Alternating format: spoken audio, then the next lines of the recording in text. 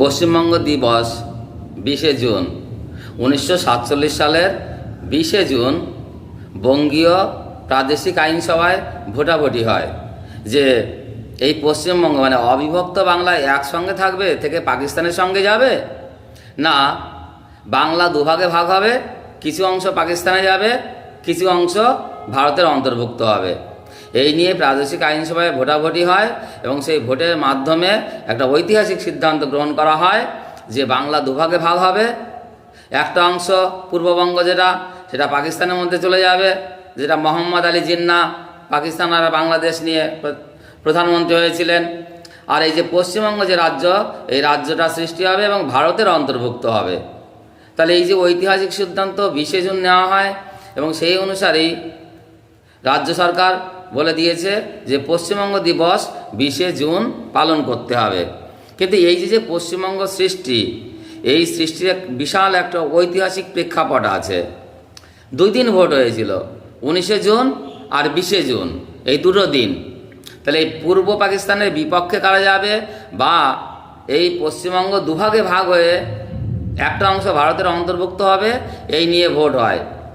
Vote অবিভক্ত বাংলার যে 250 জন বিধায়ক ছিলেন তারা ভোট দেন এবং সেই ভোটে দেখা যায় হিন্দু সংখ্যাগরিষ্ঠ অঞ্চলের বিধায়করা তারা বললেন যে না, পশ্চিমবঙ্গ ভাগ হয়ে ভারতের অন্তর্ভুক্ত হোক।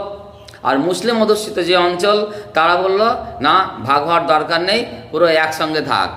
ভোটের রেজাল্ট, প্রত্যেক বিধায়ক কিন্তু 3টে করে ভোটের সুযোগ পেয়েছিলেন। তাহলে 3টে করে আলাদা আলাদা কী ভোট ছিল?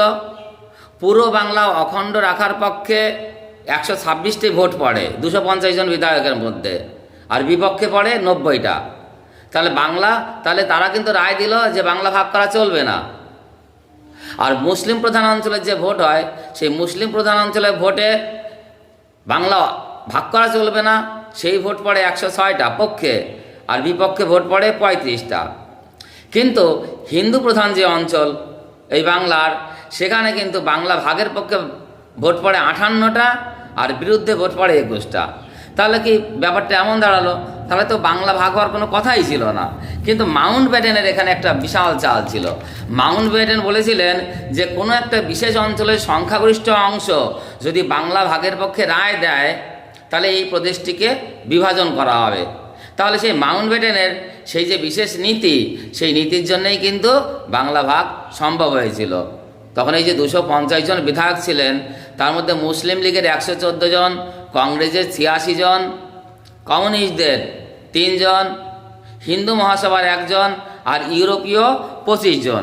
কিন্তু এই যে 3 জন কমিউনিস্ট ছিলেন, তাদের মধ্যে রেলওয়ে ট্রেড ইউনিয়ন কেন্দ্রের জ্যোতি বসু ছিলেন, আমাদের দার্জিলিং চা বাগান সেখানকার ছিলেন রতনলাল ব্রাহ্মণ, দিনাজপুরের রূপনারায়ণ রায়। কমিউনিস্টদের তখন ঠিক সঠিক সিদ্ধান্ত নিতে না পারলেও কিন্তু এই 3 জন কমিউনিস্ট কিন্তু, তার মানে জ্যোতি বসুরা বাংলা ভাগের পক্ষেই রায় দেন।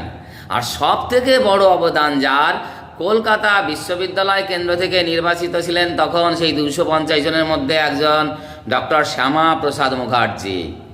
এই ডক্টর শ্যামাপ্রসাদ মুখার্জি কিন্তু তিনি বললেন না, বাংলা ভাগ করতেই হবে। কারণ তিনি কেন বললেন? তিনি প্রচণ্ড দূরদর্শী ব্যক্তি ছিলেন। 1946 খ্রিস্টাব্দে যখন গ্রেট ক্যালকাটা দাঙ্গা হয়, যখন নোয়াখালী দাঙ্গা হয়, তখন তিনি বুঝে গেছিলেন যে এই অঞ্চলের হিন্দুরা এখানে সুরক্ষিত থাকবে না।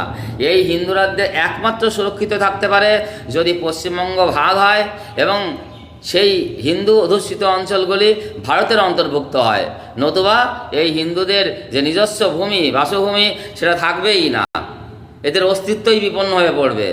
এই নোয়াখালীর দাঙ্গা আর গ্রেট কলকাতা কিলিং, তার ফলেই তিনি এটা বুঝে গিয়েছিলেন এবং তার ফলে তিনি তখন বিশাল জনমত গড়ে তোলেন, বিশাল আন্দোলন গড়ে তোলেন এবং এই প্রাদেশিক আইনসভায় সোচ্চার হন। তিনি জওহরলাল নেহরুকে বোঝান, সর্দার বল্লভভাইকে বোঝান এবং তার ফলে বিশাল জনমত গড়ে তুলে তিনি কিন্তু এই পশ্চিমবঙ্গকে পৃথক রাজ্য হিসাবে গড়ে তুলে ভারতের অন্তর্ভুক্তি করেন। এবং এই যে ভারতের অন্তর্ভুক্ত করার ক্ষেত্রে ডক্টর শ্যামাপ্রসাদ মুখার্জির সবথেকে বড় দান এই জন্যই বলা হবে, তিনি দরজায় দরজায়, ঘরে ঘরে নেতাদের কাছে কাছে গিয়ে বুঝিয়েছেন কেন পশ্চিমবঙ্গ পৃথক হওয়া প্রয়োজন। এবং তার ফলেই কিন্তু জওহরলাল নেহেরু, বল্লভভাই প্যাটেল সবাই বুঝতে পারলেন এবং ভারতের অন্তর্ভুক্ত হলো এই পশ্চিমবঙ্গ। আচ্ছা, এই সময় কিন্তু শরৎচন্দ্র বসু আর হোসেন সোহরাওয়ার্দী, যেটা হোসেন শহীদ সোহরাওয়ার্দী বলা হয়, তো তারা কিন্তু মুসলিম লীগের অন্য একটা চাল দিল। তারা তখন এই চাল দিল যে না, তাহলে বাংলা পৃথক একটা সার্বভৌম রাজ্য হিসাবে থাক, তাহলে আর কোনো সমস্যা হবে না। কিন্তু আমার ডক্টর শ্যামাপ্রসাদ মুখার্জি বুঝলেন যে এটা মুসলিম লীগের আর একটা চাল। তিনি কিন্তু সেই চালটা সঙ্গে সঙ্গে নস্যাৎ করে দেন এবং তিনি বললেন যে যেমন মোহাম্মদ আলী জিন্না পৃথক পাকিস্তানের গঠনের পক্ষে অনড় ছিলেন, তেমনি ডক্টর শ্যামাপ্রসাদ মুখার্জিও কিন্তু পশ্চিমবঙ্গ মানে এই যে বাংলা, এই দুই ভাগের পিছনে একদম একমত দেন যে না, বাংলাকে দ্বিধাবিভক্ত করতেই হবে। এবং তার ফলেই কিন্তু আমরা দেখতে পাই এই আমাদের পৃথক পশ্চিমবঙ্গ রাজ্য সৃষ্টি। এই যে মুসলিম লীগের তখন ছিল 114 জন, কংগ্রেসের 86 জন, কমিউনিস্টদের 3 জন, তাহলে মাত্র একজন হিন্দু মহাসভার সদস্য হয়েও কিন্তু তিনি এটা সম্পন্ন করতে পেরেছিলেন। আর ইউরোপীয় যে 25 জন বিধায়ক ছিলেন তারা কিন্তু বাংলা ভাগের বিপক্ষে ভোট দিয়েছিলেন, মুসলিম লীগ বিপক্ষে ভোট দিয়েছিলেন, কিন্তু তবুও কিন্তু বাংলা ভাগ হলো এবং পৃথক বঙ্গ গঠিত হলো। তাই ডক্টর শ্যামাপ্রসাদ কিন্তু মুখার্জি কিন্তু কি বুঝেছিলেন যে পাকিস্তানের অন্তর্ভুক্তি কোনো সময় এটা করা যাবে না, করলে এখানকার যে হিন্দু তাদের ভবিষ্যতে ভীষণ ভীষণ সমস্যার সৃষ্টি হবে। তাহলে পশ্চিমবঙ্গ রাজ্য সৃষ্টিতে কিন্তু ডক্টর শ্যামাপ্রসাদ মুখার্জির অবদান সবথেকে বেশি। এই জন্যে সত্যিকারের পশ্চিমবঙ্গের রূপকার তিনি। আর ওদিকে হাজার হাজার লক্ষ লক্ষ শরণার্থীরা এই পশ্চিমবঙ্গে এলো, তাদের গঠন, তাদের পুনর্বাসন দেওয়া, তাদের খাদ্য বস্ত্র, এদিক দিয়ে বিধানচন্দ্র রায়ের অবদান সবথেকে বেশি এবং বিধানচন্দ্র রায় সেটা ঠিকভাবে সামলেছিলেন। এবং আমরা একটা জিনিস দেখতে পাই যে সেই সময় 1950-এ কোচবিহার ভারতের অন্তর্ভুক্ত, এই পশ্চিমবঙ্গের অন্তর্ভুক্ত হলো।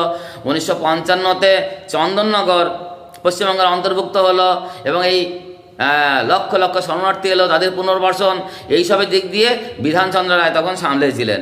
এই জন্যে পশ্চিমবঙ্গের রূপকার বিধানচন্দ্র রায়কে বলা হয়। তাহলে যুগ্ম রূপকার আমি বলতে পারি পশ্চিমবঙ্গের সৃষ্টিতে রূপকার ডক্টর শ্যামাপ্রসাদ, আর যদি পশ্চিমবঙ্গ গঠনের ক্ষেত্রে হয় অর্থাৎ কনস্ট্রাকশন বা এইসব রাজনৈতিক বা অন্যান্য অর্থনৈতিক দিক দিয়ে সামাল দেওয়া, তাহলে তিনি বিধানচন্দ্র রায়। তো ডক্টর শ্যামাপ্রসাদ মুখার্জির এই যে একগুয়েমি, এই যে দূরদর্শিতা এবং এই যে নেতামূলক আচরণ, যার ফলে কিন্তু তিনি পৃথক পশ্চিমবঙ্গ রাজ্য সৃষ্টি করতে পেরেছিলেন।